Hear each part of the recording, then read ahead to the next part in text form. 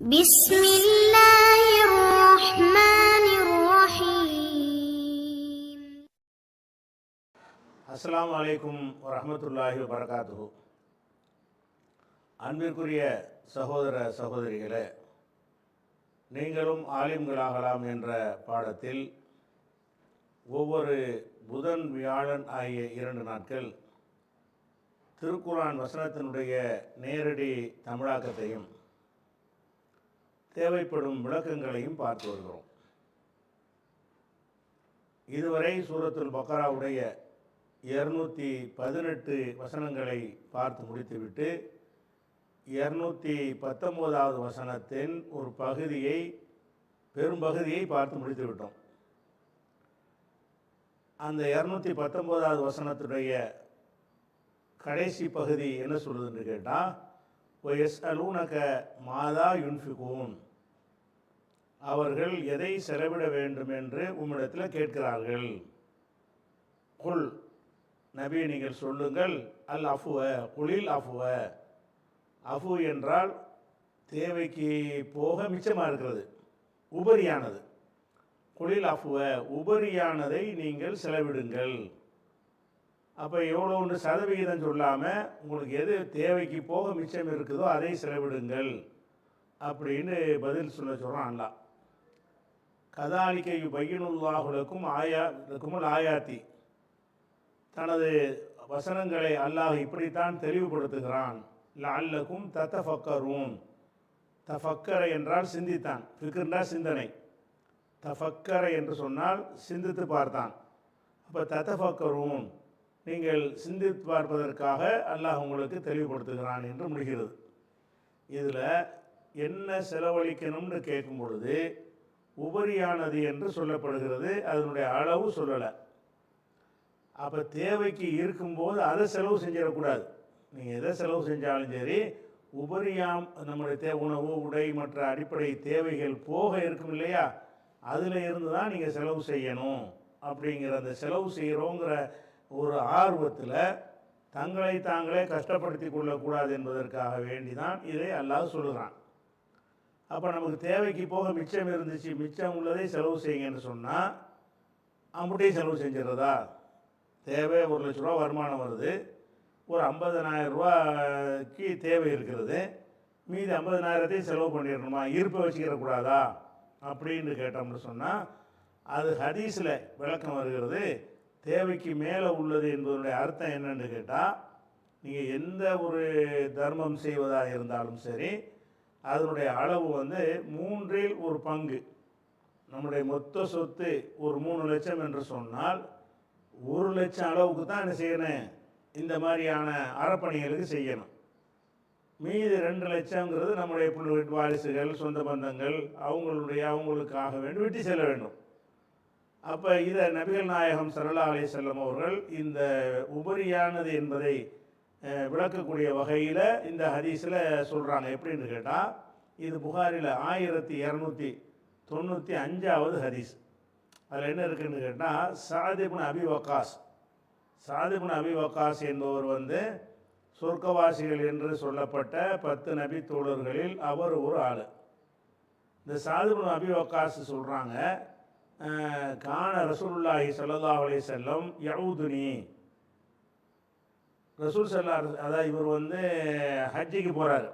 ரசூல் ஸல்லல்லாஹு அலைஹி வஸல்லம் ஹஜ்ஜிக்கு போகும்பொழுது சாத் இப்னு அபி வக்காஸும் ஹஜ்ஜிக்கு போகிறார்.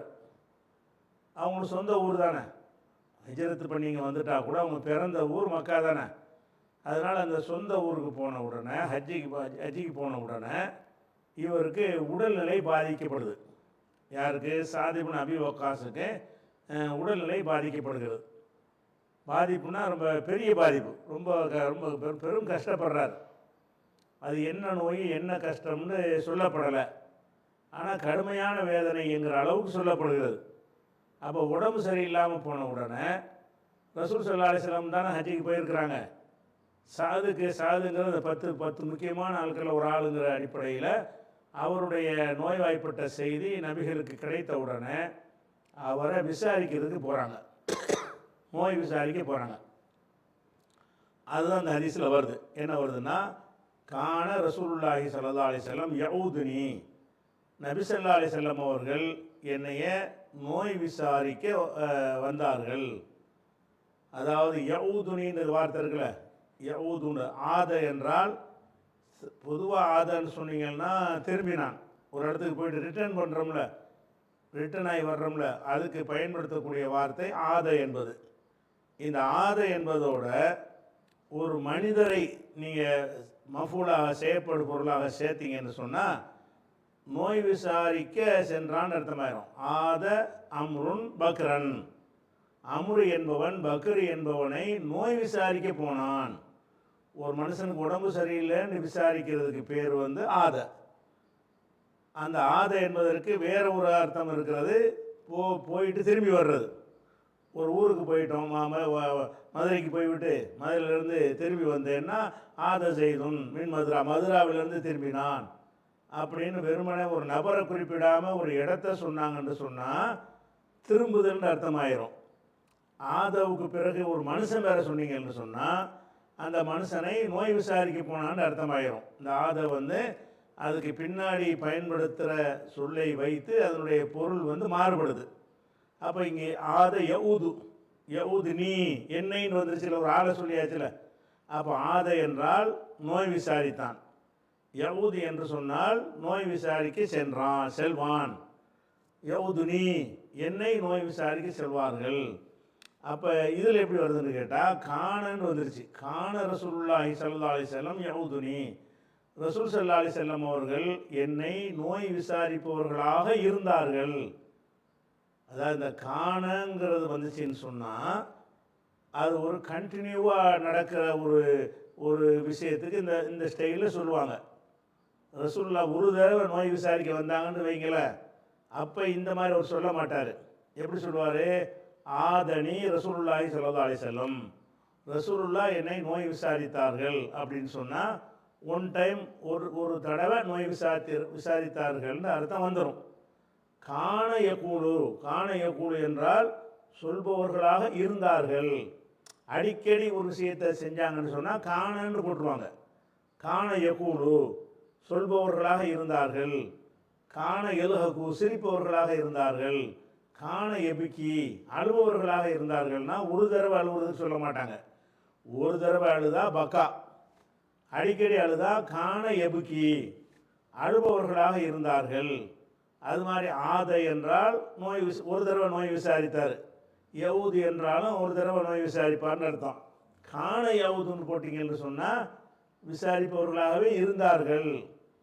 அப்போ இவர் நோய்வாய்ப்பட்ட உடனே ஒரே ஒரு தடவை போய் நல்லா இருக்கான்னு கேட்டுட்டு ரசூலுல்லாஹ் வரல.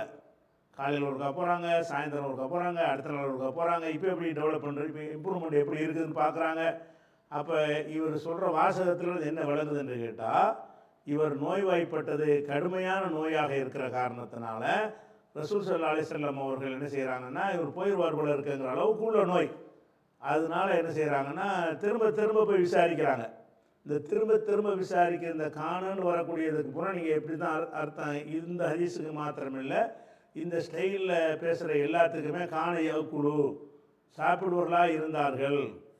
அதாவது காண யகுலு துப்பா சுரக்காயை ரசூலுல்லாஹ் சாப்பிடுவர்களாக இருந்தார்கள்னா இந்த சுரக்காய் சாப்பிட்றது வழக்கமாக இருந்துச்சுன்னு அர்த்தமாயிரும். ஒரு தடவை சாப்பிட்டாலும் வெறுமனே அக்கலன்னு சொல்லுவாங்க. அப்போ இங்கே எப்படி வருதுன்னா, காண ரசூலுல்லாஹி ஸல்லல்லாஹு அலைஹி வஸல்லம் யஊதுனி, ரசூல் ஸல்லல்லாஹு அலைஹி வஸல்லம் அவர்கள் என்னை நோய் விசாரிப்பவர்களாக இருந்தார்கள். அதாவது அடிக்கடி என்னை நோய் விசாரிப்பார்கள். எப்போ இது நடந்தது என்றால் ஆம ஹஜ்ஜத்தில் வதாயி, வழி அனுப்பும் விடைபெறும் ஹஜ்ஜுடைய ஆண்டில். ஆமு என்றால் வருஷம், ஆம் என்றாலும் சனத்து என்றாலும் வருஷத்துக்கு உரிய அரபு சொல்லுது.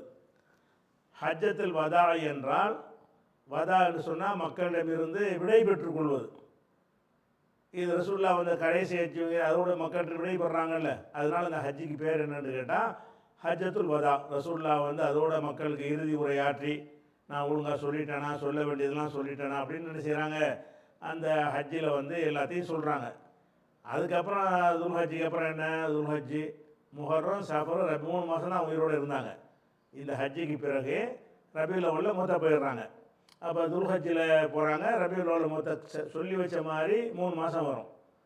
அப்போ அந்த மாதிரி அது மரணத்திற்கு ஒரு 3 மாதத்துக்கு முந்தியதாக இருக்கிறதுனால இந்த ஹஜ்ஜி என்னென்னு கேட்டால் மக்களிடமிருந்து விடை பெறக்கூடிய ஹஜ்ஜி அப்படிங்கிறதுனால அந்த ஹஜ்ஜிக்கு பேர் என்னென்னா ஹஜ்ஜத்துல் வதா. அப்போ ஹஜ்ஜத்தில் வதாய், ஹஜ்ஜத்துல் விதாவுடைய விதா பழக்கத்தில் ஹஜ்ஜத்துல் விதான்னு சொல்லுவாங்க. வதாங்கிறது ஒரு சரியான சொல்லு. ஆனால் பழக்கத்தில் பேச்சிலையெல்லாம் எப்படி சொல்லுவாங்கன்னா ஹஜ்ஜத்துல் விதா. ஹஜ்ஜத்துல் விதாங்கிறது தான் மக்களுடைய வாயில் அறிமுகமான ஒரு சொல்லாக இருக்குது. சரியான உச்சரிப்பு வந்து வதா. அப்போ ஹஜ்ஜத்தில் வதாய், ஹஜ்ஜத்துல் வதாவுடைய ஆண்டில், இறுதி ஹஜ்ஜின் ஆண்டில், நபிகள் நாயகத்தினுடைய இறுதி ஹஜ்ஜுடைய ஆண்டில் என்னை நோய் விசாரிப்பவர்களாக இருந்தார்கள். அப்போ இது வந்து மக்காவில் வச்சு நடக்குதுன்னு விளங்குது. அது இல்லை என்ன விளங்குது? இவரும் ஹஜ்ஜிக்கு போயிருக்கிறாரு, ரசூலுல்லாஹ் ஹஜ்ஜிக்கு போயிருக்கிறாங்க. போன இடத்துல ஒரு உடம்பு சரியில்லாமல் போச்சு, பெரிய அளவில் பாதிப்பு ஏற்பட்டுருச்சு. ரசூலுல்லாஹ் போய் விசாரிச்சுட்டு இருந்தாங்கன்னு வருது. எதனால் விசாரிக்கன்னு சொன்னாங்கன்னா மின் வஜாயின், வஜானா வேதனை, ஒரு நோயினால் ஏற்படுற வேதனை.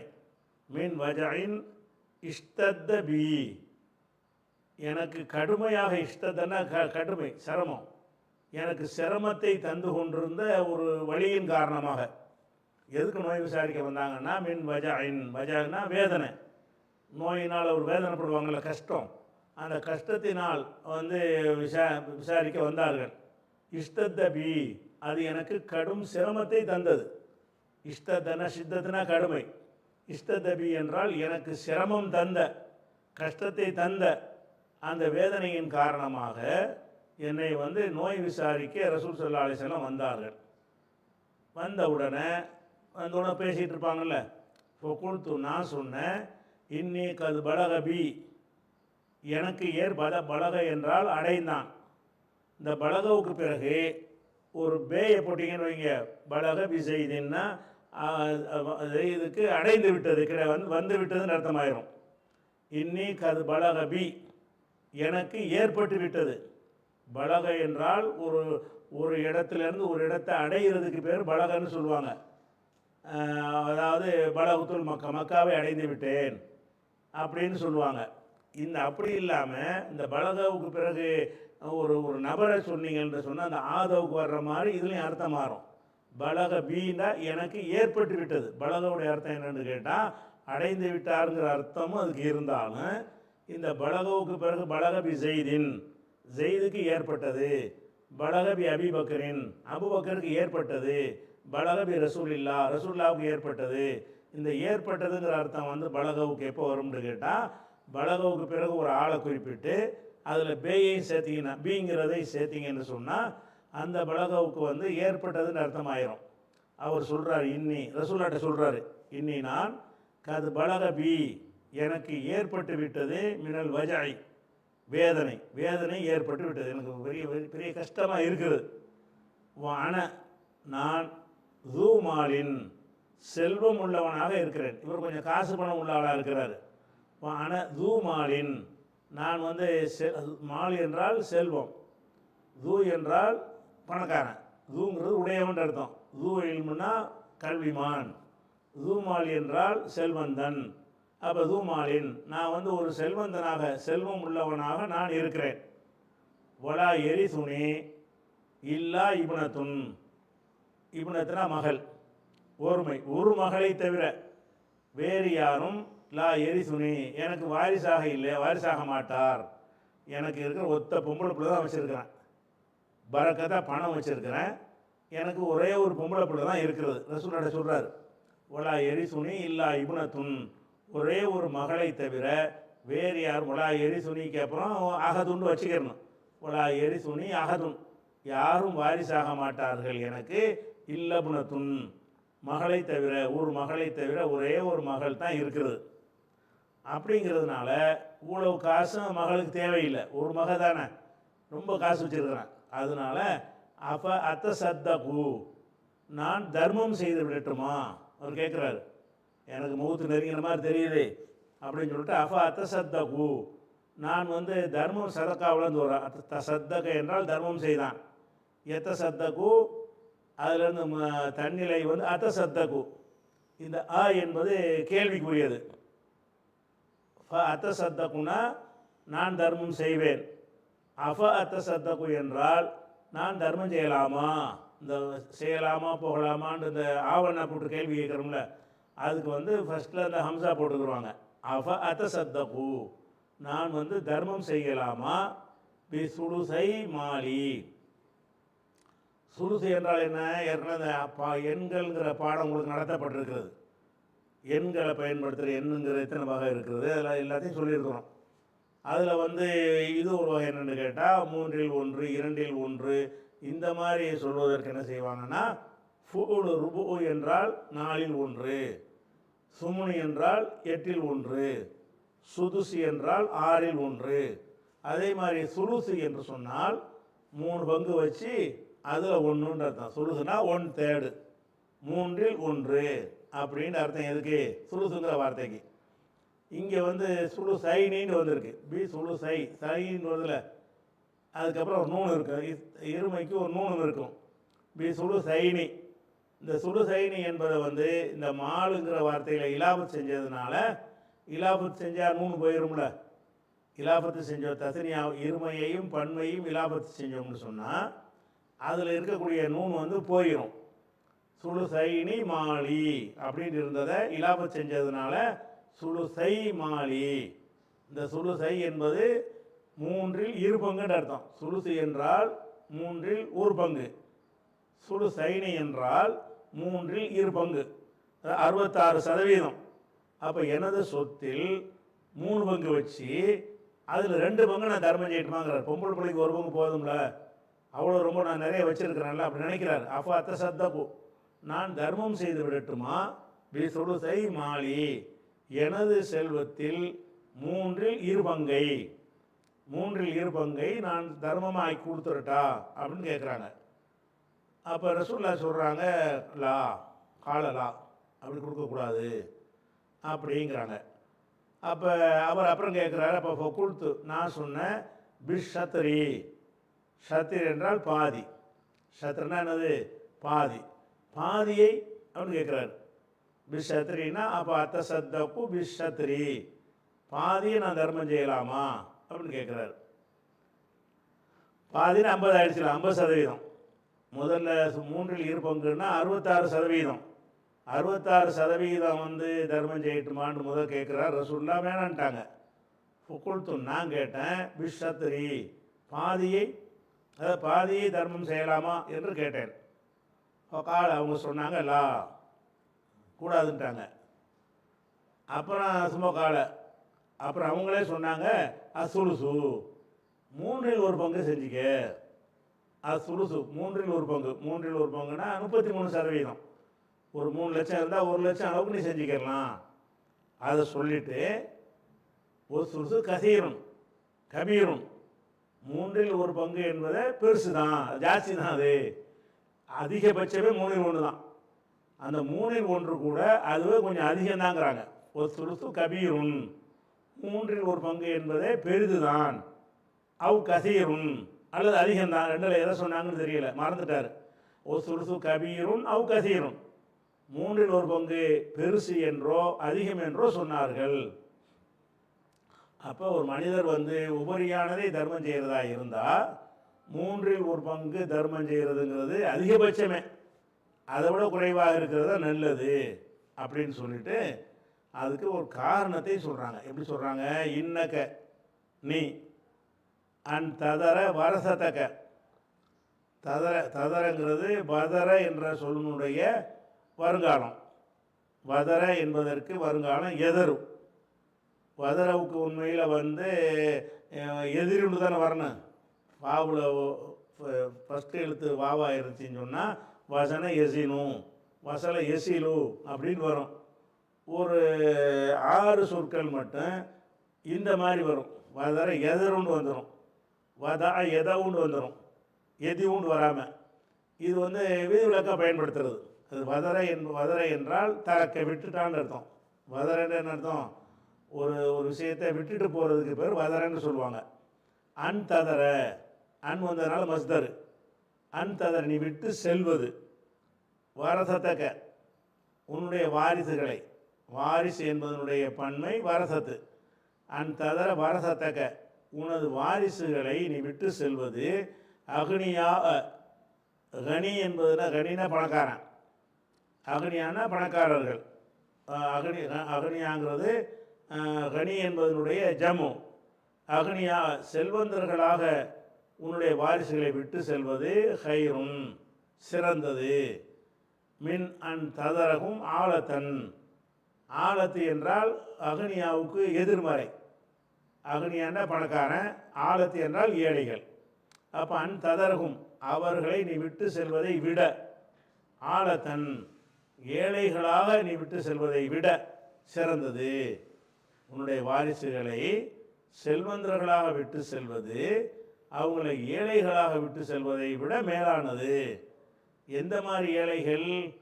எத்த கஃபூனன் நாச மக்கள்கிட்ட கையேந்தக்கூடிய நிலையில், கஃப்னா இந்த கஃப்னா கைக்கு தான் கஃபும்பாங்க, கஃபுங்கிறாங்களே இது வரைக்கும் உள்ள கைக்கு பேர் கஃபுங்கிறது. இந்த கஃபுங்கிற அந்த பெயர் சொல்ல வினை சொல்ல மாற்றுவாங்க. கஃபுன்னு இருக்குல்ல, எத்த கஃபு எத்த ஃபஅலுன்னு தஃபஅலன்னு மாற்றிட்டாங்கன்னு வைங்க, கை ஏந்தினான்னு அர்த்தமாயிரும்.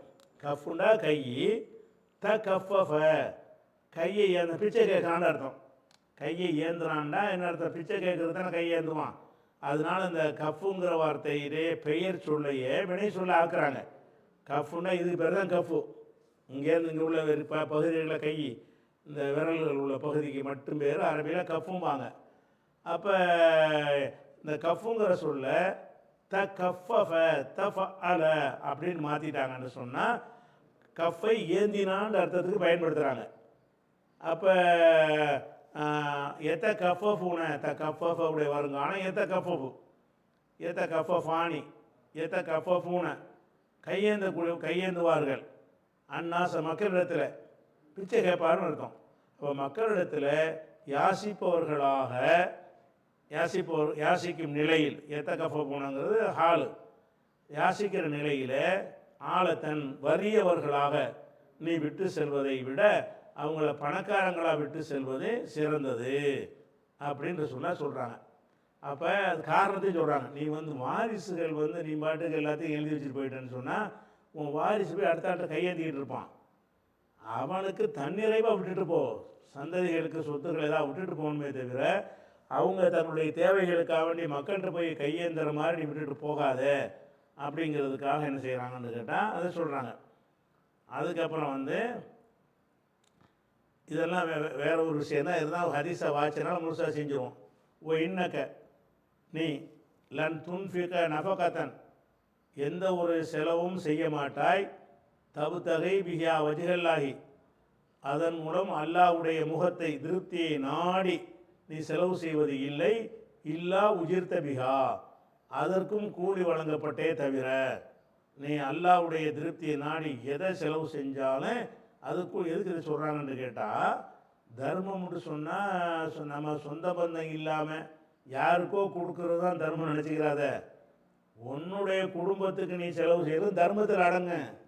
நீ விட்டுட்டு போறீன்னு சொன்னால் அதை பிள்ளைகளுக்கு தான் விட்டுட்டு போகிற, அதுக்கும் கூலி இருக்குங்கிறாங்க. அது சொல்கிறாங்க, லன் துன்ஃபிக நஃபகத்தன் எந்த செலவையும் நீ செய்வது இல்லை, தபுத்தகை பிஹா வஜ்ஹல்லா அல்லாஹ்வுடைய முகத்தை நாடி எந்த செலவும் செய்வது கிடையாது, இல்லா உஜிர்த்த பிஹா அதற்கு கூலி கொடுக்கப்பட்டே தவிர கிடையாது, கூலி கொடுக்கப்படுவாய். நீ எத்த செலவு செஞ்சாலும் சரி அல்லாஹ்வுடைய திருப்திக்காக இருந்தால், பாப்பாவுக்கு செலவு செஞ்சாலும் உனக்கு கூலி இருக்கிறது, அம்மாவுக்கு செலவு செஞ்சாலும் கூலி இருக்கிறது, வாரிசுகளுக்கு விட்டு சென்றாலும் கூலி இருக்கிறது. தர்மம்னு சொல்லி வெளியில் அள்ளி இறைச்சா தான் கூலின்னு கிடையாது. அல்லாஹ்வுடைய திருப்தியை நாடி இருக்க வேண்டும். எந்த அளவுக்கு என்றால், ஹத்தா மா தஜாலு ஃபிம்ராத்திக்க, இம்ராத்துனா பொம்பளைன்னு அர்த்தம். இம்ராத்துங்கிற வார்த்தையை ஒரு ஆளோட சேர்த்தியல்னு சொன்னால் மனைவின்னு அர்த்தமாயிரும். இம்ராத்து பெண்ணு, இம்ராத்து இப்ராஹிம்னா இப்ராஹிமுடைய மனைவி, அப்போ பெண்ணுன்னு அர்த்தம் வராது, மனைவிக்கு மட்டும் உள்ள சொல்ல மாறிடும். வெறுமனே இம்ராத்துன்னு சொன்னால் பெண், இம்ராத்திக்கேண்டா உன் மனைவி, உன் பெண் அர்த்தம் வராது. அப்போ இம்ராத்திக்கேண்டா உனது மனைவி.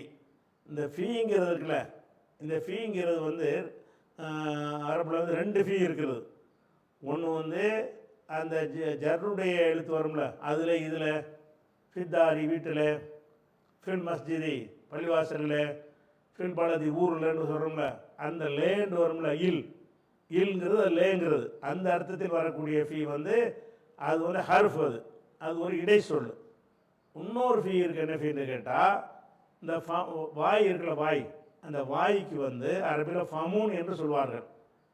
இந்த ஃபமூன் என்கிற வார்த்தையை ஒரு ஆளோட சேர்த்து இன்னாருடைய வாய் அப்படின்னு சொல்வதாக இருந்தால் அதை வந்து ரெண்டு விதமாக சொல்லுவாங்க.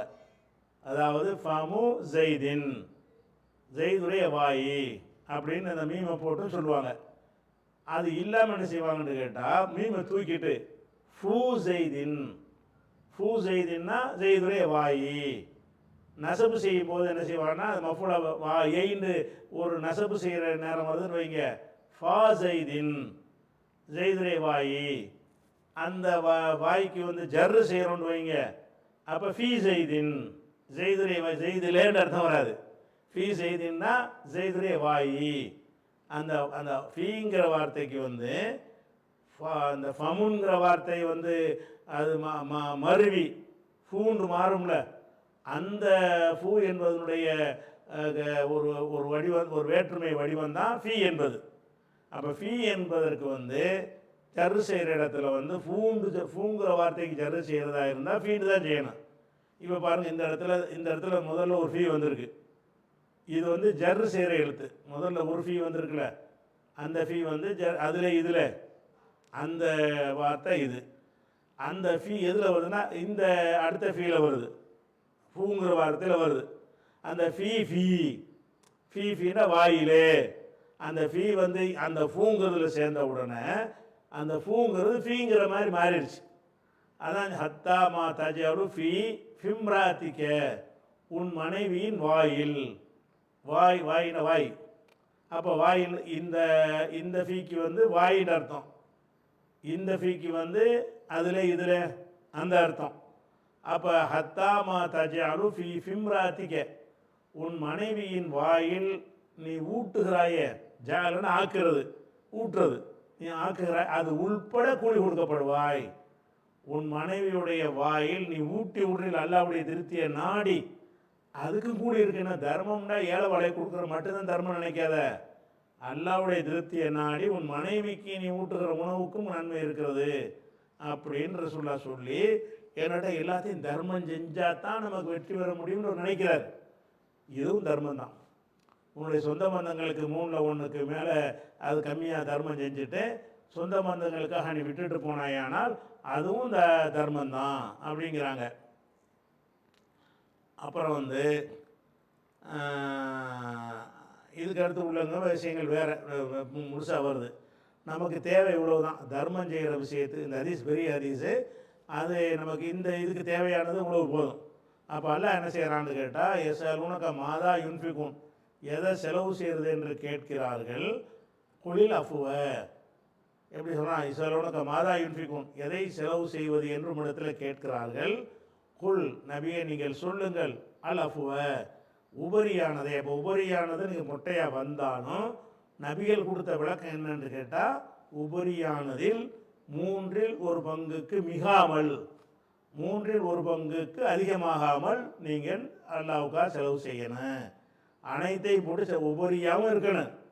அந்த உபரிகளும் என்னென்னா 3ல் 1 தாண்டக்கூடாது, அப்படி தான் நீங்கள் செய்யணும்னு அல்லாஹ் என்ன செய்கிறான், அந்த மக்களுக்கு ஆன்மீகத்தின் பேரால் எல்லாத்தையும் அள்ளி கடவுளுக்காக கொடுத்து தெருவில் நில்லுன்னா அப்படிலாம் சொல்லக்கூடிய மார்க்கமாக இதை எல்லாம் நமக்கு தரவில்லை. இது 219 ஆயிடுச்சா. அதுக்கடுத்து 220 பாருங்க. ஃபித் துன்யா உல் ஆஹிரா, துன்யாவுலையும் ஆகிரத்திலையும். ஃபித் துன்யான்னா துன்யாவில், ஆகிரானா மறுமையில், துன்யாவுலையும் ஆகிரத்திலையும் அப்படின்னு சொல்லி வருது. இதை வந்து 219 விட்டுட்டு 20 மட்டும் தனியாக படிச்சிங்கன்னு சொன்னால் இதுக்கு எந்த மீனிங்குமே உங்களுக்கு வழங்காது. இது வசனத்துடைய ஆரம்பமே தான். இது 220 ஆரம்பம் என்னன்னு கேட்டால், ஃபித் துன்யா உல் ஆஹிரா, துன்யாவுலையும் ஆகிரத்திலையும். அப்போ துன்யாவுலையும் ஆகிரத்திலையும்னா என்ன அர்த்தம்? ஒன்றுமே வழங்காது. துன்யா ஆகிரத்தில் என்ன, அப்போ இந்த ஃபித்துன்யா உல்லாஹ்ரா அப்படிங்கிற இந்த சொல்லு முந்திய வசனத்தினுடைய ஒரு தொடர் இது.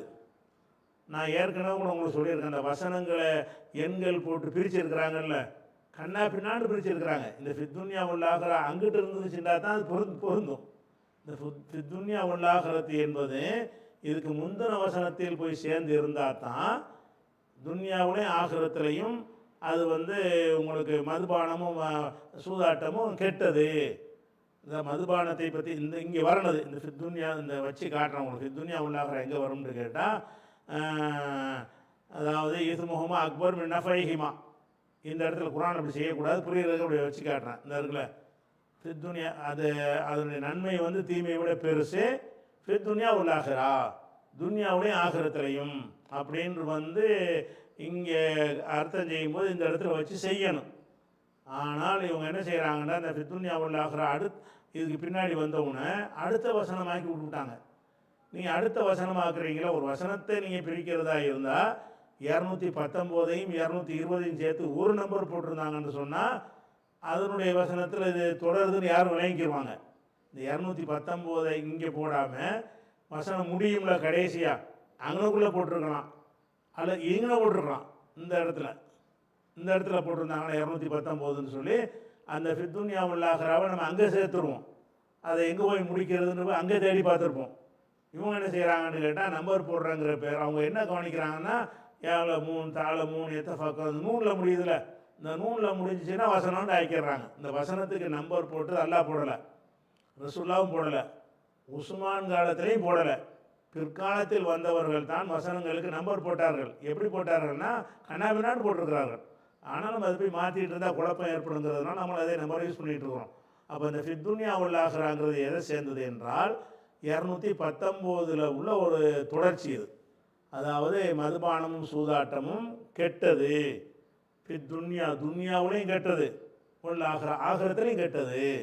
மறுமையிலே துன்யாவிலையும் அவனுக்கு கேடு தான் ஏற்படும், மறுமைக்கு போனாலும் அது கேடு தான் ஏற்படும் அப்படின்னு சொல்கிறக்கூடிய வாசம் தான் இந்த ஃபித்துன்யா உல்லாஹ்ரா. அதனால் ஃபித்துன்யா உல்லாஹ்ராவை நம்ம 19 ஒரு பகுதியாக வைத்துக்கொண்டு 20ங்கிறது எஸ்எல் உனக்கு அடுத்த கேள்வி வருதுல, அங்கிருந்து உள்ள விஷயத்தை இன்ஷா அல்லாஹ் நாளைக்கு பாடத்தில் பார்க்கலாம். அஸ்ஸலாமு அலைக்கும்.